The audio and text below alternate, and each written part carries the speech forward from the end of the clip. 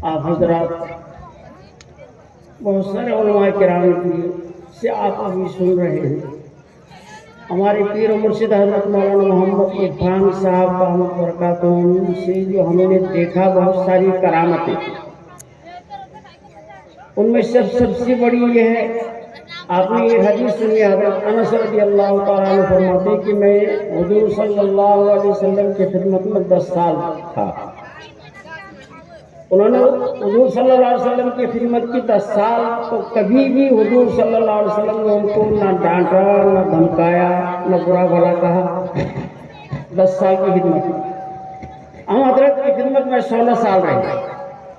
हजरत ने 16 साल में कभी भी किसी के मौके पर आपने कभी नहीं कुछ बुरा भला कहा,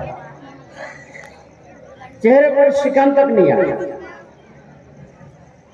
ये कोई मामूली चीज नहीं है। हम जरा सी बात पर, किसी की कड़वी बात पर या किसी के कुछ कहने पर अगर जुबान से न भी कहें तो चेहरे पे शिकन आ ही जाता है। बुजुर्गातीन ऐसे ही होते हैं। लेकिन 16 साल की खिदमत में, सफर में, हजर में, बहुत सारे जितने भी काम है, लिखने में, पढ़ने में, करने में, धरने में, कहीं भी कभी भी 16 साल की अरसे में हजरत ने कभी भी किसी भी मौके पर ना बुरा माना, ना चेहरे पर शिकन आया, ना अपने जुबान से कुछ कहा। इस सुन्नत पर आपने अमल किया, आपकी ये सबसे बड़ी करामत। दूसरी ये है कि कभी भी किसी से कोई चीज मांगते नहीं। हालांकि हम खादिम नहीं, हम देखते कि आपको मिसवाक की जरूरत है तो कभी नहीं कहते मुझे मिसवाक की जरूरत है। हम खुद ये पहचान जाते हैं, समझ जाते हैं कि हजरत को मिसवाक की जरूरत है, चुनाचे ला देते। इतनी बड़ी करामत है। एक मरतबा ऐसा हुआ कि एक मस्जिद में हजरत इमामत फरमाते थे और उस मस्जिद का तज़किरा तो नहीं, लेकिन उस इलाके का तज़किरा गालिबन किताब में आया है। तो जहाँ इमामत फरमाते थे, हजरत खुद फरमाते हैं कि मुझे एक दिन दिल में ये शक पैदा हुआ कि किबला इस मस्जिद का सही है या नहीं। तो हजरत फरमाते हैं उसके बाद से अल्लाह ताला ने उस मस्जिद से लेकर के खाने काबे तक का सारा पर्दा उठा दिया और अल्लाह ने कहा कि देखिए आपको शक हो रहा है, आप खुद देख लीजिए कि किबला सही है या नहीं। अल्लाह के कितने करीब थे और अल्लाह पाक उनकी किस कदर बात सुनते थे। सिर्फ वो बात दिल में आई थी। उन्होंने अल्लाह से ही नहीं कहा था कि आप मुझे दिखा दें, मुझे शक है। बात दिल में सिर्फ आई थी कि इस मस्जिद का किबला सही है या नहीं। अल्लाह पाक ने वो तमाम पर्दे उठा दिया और किबला दिखा दिया। एक वकील साहब आते थे, हाईकोर्ट के वकील थे हैदराबाद से। वो इन चीजों को नहीं मानते थे। जल्दी हजरत के पास आए और सुबह को उनको हैदराबाद जाकर ड्यूटी करनी थी। वो रात में निकलना चाहते थे। हजरत ने फरमाया आप रात रुक जाइए। बादल नाखास्ता और रुक गए। लेकिन दिल में तो ये बात थी कि सुबह को हम कैसे पहुंचेंगे वहां। तकरीबन वहां से बेंगलोर से हैदराबाद 550 किलोमीटर का फासला, किस तरीके से जाएगा, कितनी तेजी से। तो कई साल के बाद जब हजरत के साथ में हमारा सफर हुआ हैदराबाद का, तो वो वकील साहब मुझे कहीं बाहर लगे। उनका बहुत बड़ा होटल है और ले जाने के बाद ये पूछा कि मुझे चंद चीजें आपसे पूछनी है, मुझे बहुत हम उसी दिन से परेशान है, मतलब मुतफक्किर है, ये कैसे होगा, क्या बात है। तो उन्होंने कहा कि हजरत ने तो मुझे रोक लिया था उस दिन बेंगलोर और मुझे यहाँ आकर ड्यूटी करनी थी, 10 बजे ऑफिस में जाना। तो फरमाते हैं कि जब वो कार लेकर चले, अपनी कार से आए, तो कार लेकर के चले, तो जो कार वहां 7 या 8 घंटे में पहुंचती है, वो कार 4 घंटे में पहुंच गई और ठीक 10 बजे वो ऑफिस में पहुंच गई। वो वकील साहब इस बात को पूछने के लिए ये थे कि ये इनके खादिमियां उनसे पूछेंगे ये कैसे हो गया ये। तो हमने कहा कि ये अल्लाह वाले, ये करामत है, ये करके दिखा देती हैं। आपको कहा, आपने मान लिया, आपने सुन लिया। तो फरमा वो कह रहे थे कि मुझे ऐसा लग रहा था कि गाड़ी मैं नहीं चला रहा हूँ, कोई और चला रहा है। तो अब जाहिर है कि जिस आदमी ने ये चीज अपने आंखों से देख लिया, अब वो आदमी कितना गिरवीदा होगा, कितना उसको पुख्ता यकीन होगा, अब उसको तकरीर, बयान और हदीस कुरान समझाने की जरूरत पड़ेगी उसको। ऐसे बेशुमार वाक़यात हजरत से सादिर हो चुके हैं।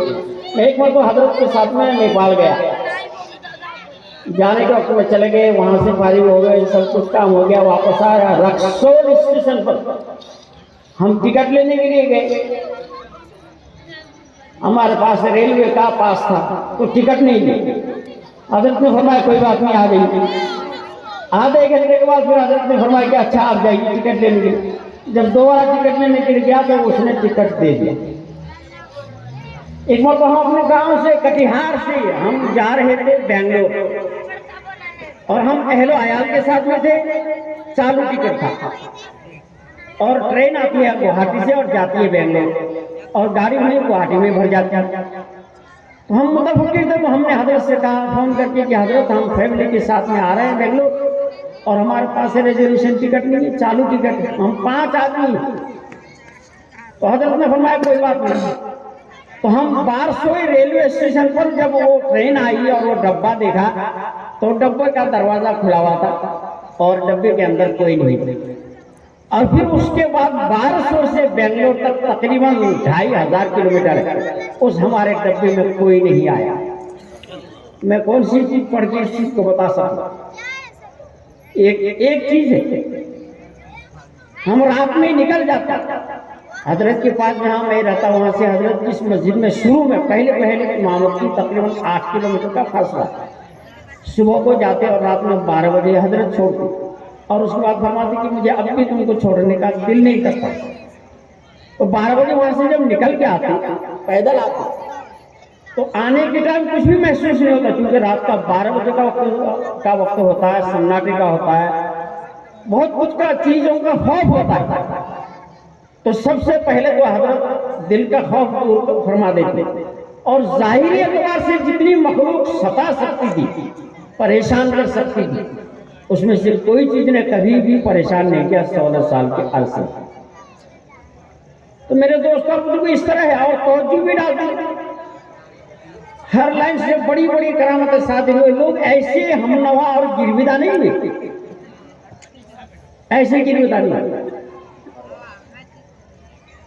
एक शख्स हजरत मरतबा बंगाल गए थे किसी और को, लेकिन आसपास के लोगों को पता लग जाता है, तो उन्होंने ये बताया कि हमारे पड़ोस में एक साहब को बुखार है और बुखार उनका जा नहीं रहा। तो हजरत को बुला कर लेके हजरत से कहा कि हजरत इनको बुखार है। हजरत ने फरमाया हम क्या करें, डॉक्टर के पास जाओ। तो उसके बाद उन्होंने कहा नहीं हजरत आप अल्लाह वाले हैं, आप दुआ कर दीजिए, कुछ भी कर दीजिए। तो हजरत ने उस बुखार से कहा कि तुम यहाँ क्या कर रहे हो, तुम चले जाओ आसाम चाय पीने के लिए। तो बुखार उतर चला गया।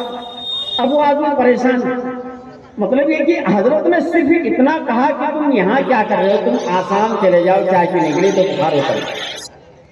इलाहाबाद में छोटी सी बच्ची पेट में दर्द, सारा हिंदुस्तान घूम गया, कहीं उसके पेट के दर्द का कोई इलाज नहीं मिला।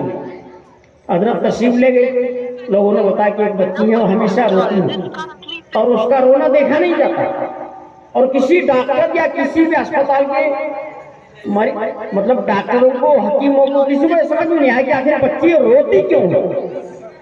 हजरत के सामने लाया गया, हजरत ने तवज्जो डाली और वो बच्ची हंसने लगी। लोगों ने पूछा कि हजरत क्या बात है? हजरत ने फरमाया कि एक आदमी ने सुई पर जादू करके इस बच्ची के पेट में घुसा दिया। अब जैसे वो पेट हरकत करता तो बच्ची को दर्द होता और वो रोती रहती। आपने तवज्जो के जरिए से उस सुई को गला दिया और आन के आगे वो बच्ची हंसने लगी। हम रोजाना हजरत को अखबार खरीद कर ला दिया करते थे, तकरीबन 12 किलोमीटर दूर से। बेंगलोर में उर्दू अखबार छपता है, एक सहारा है और एक सालार है और एक नसीमन। नसीमन तो हफ्तावारी। तो हजरत रात के 12 बजे हजरत के पास बैठे होते, हजरत कुछ इरशाद फरमाते, उसको सुनते रहते। सुबह फजर के टाइम में जब जाते नमाज के बाद अखबार खरीदने के लिए, तो अखबार में वही लिखा हुआ होता जो हजरत रात को बताता, मतलब उसका मजमून नहीं, जो अल्फाज हजरत ने जुबान से निकाला है वही अल्फाज अखबार में छप के आता, और ये एक दिन का वाक़या नहीं है। और मुबालगा आ रहा है, इसमें मैं काम नहीं लेता हूँ, मुझे मुबालगा आ रहा है कि कोई जरूरत नहीं है। और अल्लाह का शुक्र है, कभी भी कसम किसी चीज पर खाता नहीं। जिसको मानना होगा मान लेगा, अल्लाह जिसको मनवाएगा ठीक है। कभी किसी बात को मुअक्कद करने के लिए कसम नहीं खाता हूँ जिंदगी। और मुबालगा आ रहा है हमारे पास नहीं है, तकल्लुफ हमारे पास भटकता नहीं है, हमने हजरत से यही सीखा है। तो मैंने 5 साल लगातार देखा है, जो हजरत ने रात में जो बातचीत की है, हमने देखा सुबह को अखबार में हेडिंग में और सुर्खी में वही छप के आ गया। तो मेरे दोस्तों और बुजुर्गों, अब कौन समझता है आपकी कोई गलती नहीं है। कोई यूं कह दे कि नहीं आपने पहचाना है, आपकी कोई गलती नहीं है, कायनात में और लोग हैं, किसी गलती नहीं है। इंसानों में हजरत के खलीफे या हजरत की मुरीदीन बहुत कम तादाद में, लेकिन जिन्नात में पूरी दुनिया में धूम, पूरी कायनात में धूम। 100 करोड़ जिन्नात की कमेटी, उसके आप सदर थे। 50 करोड़ जिन्नात आपके मुरीदीन में शामिल थे। यह हजरत ने 7 साल पहले कहा था, उसके बाद का आपने कोई तस्करा नहीं किया। मेरी मौजूद में हम देहरादून गए हैं हजरत के साथ में, हमारी फैमिली भी थी और पीरानी वाली साथ में। कुछ लोग मुरीद होने आए, हजरत ने कहा आप उनकी लिस्ट बनवाइए। हमने लिस्ट बनाया तो 100 आदमी पूरे हो गए, और 100 आदमी की कॉपी मेरे हाथ में है, और हम कार में बैठे हुए। और हजरत ने कहा कि इनको महफूज रखिए, और जब कार से उतरे तो कॉपी मेरे हाथ से गायब। फिर हमने कहा कि हजरत वो तो गायब हो गई कॉपी, अब उनको अब कैसे मालूम होगा, उनको कहाँ तलाश किया जाएगा। तो फरमाया छोड़ दीजिए, अल्लाह के लिए वो मुरीद हो आप, अल्लाह को सब पता है। तो उस देहरादून शहर में एक साहब को कहा गया तुम जरा आंख बंद करके देखो कितने जिन्नात यहाँ आए हैं। तो उन्होंने कहा कि 50 लाख जिन्नात आपसे मुरीद होने के लिए आए, मुरीद ने कलमा पढ़ने के लिए नहीं। 50 लाख जिन्नात आपके पास कलमा पढ़ने के लिए आए हुए हैं। 10 करोड़ मुसलमान जिन्नात सिर्फ हैदराबाद शहर में आपके मुरीदीन हैं। रांची के पास कुछ पहाड़ है, उस पहाड़ में 3 करोड़ मुसलमान जिन्नात की आबादी है, और वो 3 करोड़ आपके हाथ पर मुरीद है। मैं जितने उलमा इकराम है और सामने जितने सामीन हैं, बहुत सारी चीजें हैं कहने की, लेकिन उनमें से एक बात जो तमाम अहले इल्म के सामने, मुरीदीन के सामने, खुलफा के सामने, हम तमाम अहले ईमान वालों के सामने कहना चाहिए, वो मैं आपसे कह रहा हूं। हजरत का मकाम क्या समझने के लिए वो एक बात का था। हजरत को 1986 में ये पोस्ट मिला था, ये ड्यूटी मिली। तो ये 86 में जब ये ड्यूटी मिली, तो उससे पहले जहां से विलायत शुरू हुई है, यानी ताबीन के दौर से लेकर के हजरत के 1986 तक 65,000 बुजुर्गाने दीन जो जा चुके थे दुनिया से, उनकी तादाद बनती थी। तो हजरत को जब ये सीट मिला, ये ओहदा मिला, ये ड्यूटी मिली, तो उन 65,000 बुजुर्गाने दीन ने अल्लाह से ये कहा था कि आपने इतना बड़ा पोस्ट, इतनी बड़ी ड्यूटी जिनको दी है, आप उनका दीदार करना चाहते। वो बुजुर्गाने दीन 65,000 बुजुर्गाने दीन की तादाद, अल्लाह ने हमारे हजरत से ये कहा कि 17 लाख मुसलमान जिन्नात गंगा जमुना सरस्वती पानी के नीचे आबाद है, और वो आपसे मुरीद होना चाहते हैं। तो वहाँ जो बालू है, बहुत दूर तक वो बालू है जिसमें वो मेला लगता है साल में या कई साल इलाहाबाद। तो हजरत से कहा गया कि उन 17 लाख जिन्नात को आप मुरीद करें, बालू के ऊपर बैठ कर। और एक ट्रेन होगी, जिस ट्रेन में ये 65,000 गुजस्ता बुजुर्गाने दीन बैठे होंगे, और ट्रेन उधर से गुजरेगी, और ये सब आपका दीदार करेगा। मेरे पीर मुर्शिद की इज्जत और मकाम और बुलंदी को समझने के लिए इतना काफी है। और वैसे तो अल्हम्दुलिल्लाह एक रात में इस तरह के सैकड़ों रातें भी अल्हम्दुलिल्लाह महफूज हैं, हम सुना भी सकते। एक मौलाना थे, मौलाना इस्माइल नाम था उनका। एक घर में जिक्र की मजलिस थी, वो साहब आए थे, उस वक्त पहचान नहीं थी। हजरत से सलाम दुआ हुई, तो हजरत ने उनको पूछा कि आप क्या काम करते हैं? उन्होंने कहा मैं मदरसा चलाता। वो चूंकि अंदर से परेशान थी, हजरत समझ गई। परेशानी ये थी कि मदरसा मकरूज था और वो हजरत से दुआ के लिए कहना चाह रहे थे, अभी जुबान खुली नहीं थी। तो हजरत ने फरमाया कि आपका मदरसा मकरूज है, आपका मदरसे की इमारत इस तरफ है, इतने कमरे हैं, मस्जिद इस तरफ है, सारा नक्शा वो हजरत ने बता दिया। वो बहुत हैरत में रहे, जिनसे मेरी कभी मुलाकात नहीं, जिन्होंने कभी देखा नहीं, ये पहले मुलाकात है।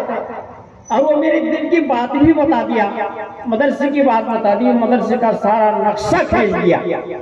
वो बहुत गिरविदा हो गई। मुरीद तो नहीं हुए थे, तो वो हर जुमा को उनको छुट्टी रहती मदरसे में, हजरत से मुलाकात करने आते और अपने दिल में कुछ सवालात लेकर के आते। तो उनका इंतकाल कई साल पहले हुआ, तो तकरीबन 13 साल तक हर जुमा हजरत से मुलाकात करने आते और कोई बात जो दिल में लेकर के आते, हजरत के पास बैठते ही उनको उस जो दिल में रखी बात थी या सवाल था, उसका जवाब उनको मिल जाता। ये 13 साल का रिकॉर्ड है।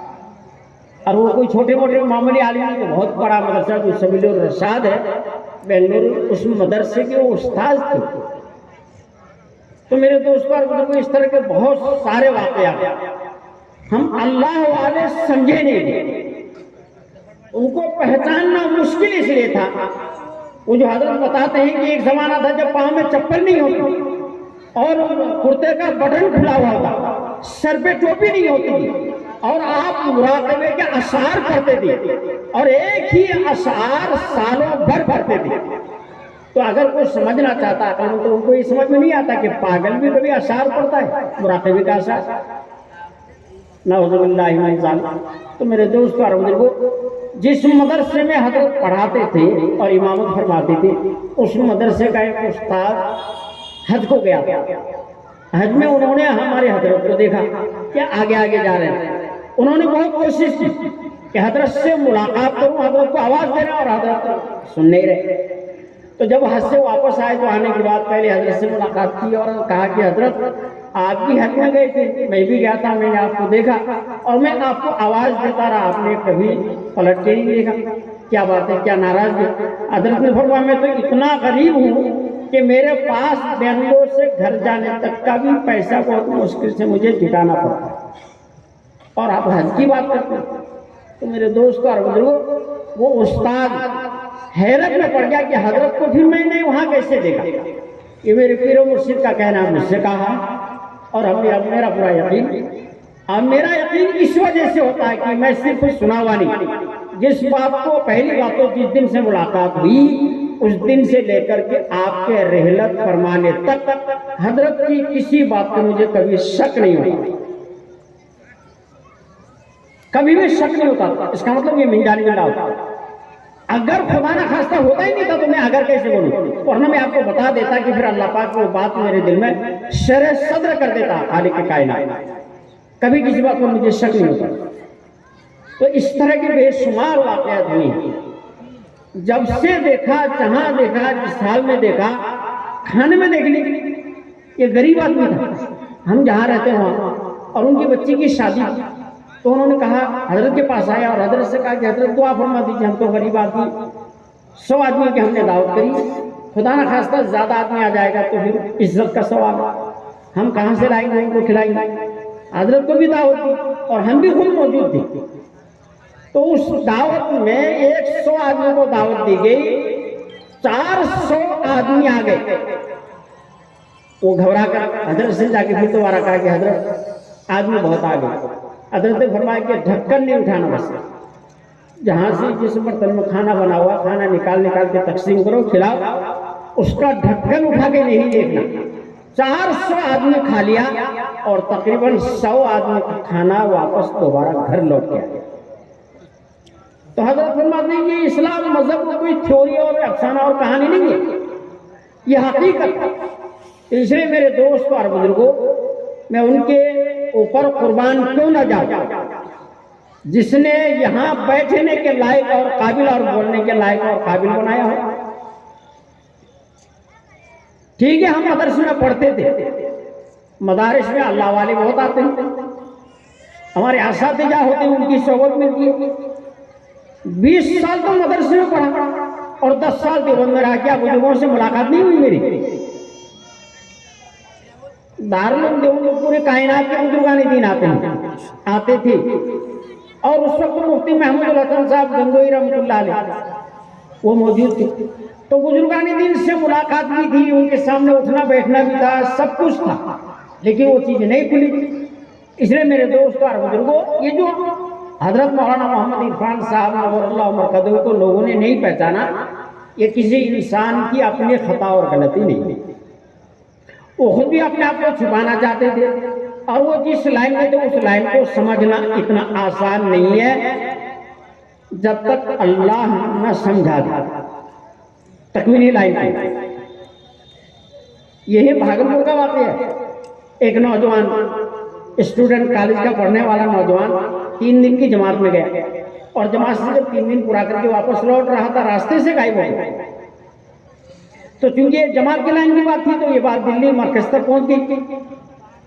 और उसके बाद जब अल्लाह के रास्ते में कोई बंदा जाएगा और उसको गायब कर दिया जाएगा, उठा लिया जाएगा, तो कोई अल्लाह के रास्ते में जाएगा?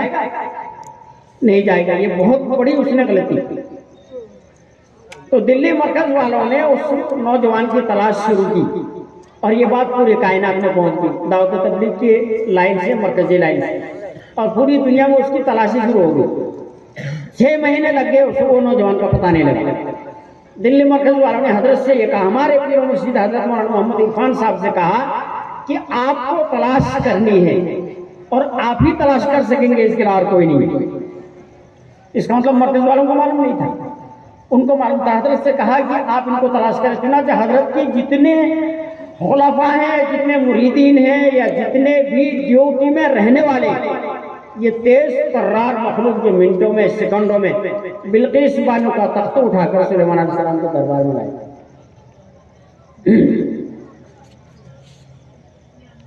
तो इस तरीके से वो नौजवान को तलाश किया गया।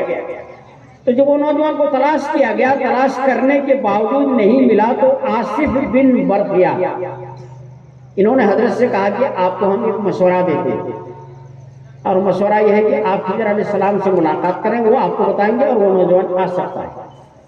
खिजर अलैहिस्सलाम से मुलाकात की। खिजर अलैहिस्सलाम ने फरमाया कि काम आप ही करेंगे और आप ही कर सकते हैं, इसलिए कि फील्ड में और मैदान में ड्यूटी पर आप हैं, लेकिन हम तरकीब बता सकते हैं। तरकीब ये है कि जो परी उसको गायब किया है, उस परी के उंगली में अंगूठी है, उसमें वो दीवार चुन जाती है, और उसी दीवार में वो नौजवान को चुन देता है। इसलिए आप पूरे कायनात में तलाश करें, आपको मिलेगा नहीं। चुनांचे हजरत को ये बता गया कि कुरान की फला आयत है, वो आयत को आप पढ़ते रहिए, दीवार चुनने से पहले टूट जाएगी। और इसी तरीके से दीवार चुन नहीं पाई, वो नौजवान को जो है तलाश करके हजरत ने निकाल लिया। 12 महीने लगे उस नौजवान को निकालने में। तो मेरे दोस्त और बुजुर्गों, कोई बाहर का वाक़या नहीं है। तो इससे क्या मतलब सुनाने का मकसद होता है? मकसद सिर्फ इतना है कि अल्लाह वालों को, जो अल्लाह पाक उनको ताकत देता है, उनको करामतें देते हैं, फिर वो लोगों को सुनाते हैं या बताते नहीं है, सुनाते नहीं है। ये जितनी पब्लिक है, जितने लोग हैं, ये लोग सारे के सारे अल्लाह वालों पर यकीन करें, उनकी बातों पर अमल करें, उनसे वाबस्ता हो जाए, उनसे वालिहाना ताल्लुक़ रखें, और फिर उसके जरिए से दुनिया और आखिरत में कामयाबी तलाश करें। यही इसका मकसद होता है। इसलिए मेरे दोस्त और बुजुर्गों, जो हमने सुना, जो हमने कहा, इन पर मुझे पूरा यकीन है, और ये हम मेरी आंखों देखा है, और इन पर मैं पूरा यकीन भी रखता हूँ, और अल्लाह पाक मुझे यकीन भी दिला देता है, इसमें कोई तरद्दुद और शक नहीं है। बहुत बड़े अल्लाह वाले थे। अब तो दुनिया में नहीं रहे, अब कहने में कोई हरज नहीं है, लेकिन इतना ज़रूर है कि गायबाने में भी अगर ताल्लुक़ रखता है कोई, तब भी अल्लाह पाक अपने ख़जाने से उनको दे देता है। इसलिए कि अल्लाह पाक सिर्फ सामने रख करके ही नहीं देता है। जब कोई बुजुर्ग दुनिया से चले जाते हैं, हज़रत ख्वाजा मोइनुद्दीन चिश्ती अजमेर रहमतुल्लाह अलैह, आप दुनिया से पर्दा फरमा गए, तो क्या वो आपके फैज़ और बरक़ात मौजूद नहीं है? क़यामत तक मौजूद रहेंगे। तो इसी तरह तमाम औलिया किराम के फैज़ और बरक़ात जारी और सारी रहते हैं, और अल्लाह पाक रखता है। अल्लाह पाक हम सबको जुड़े रहने की, साबित कदम रहने की, और उन पर अमल करने की अल्लाह हम सबको तौफ़ीक़ अता फरमाए। व आखिर दावाना अल्हम्दुलिल्लाह।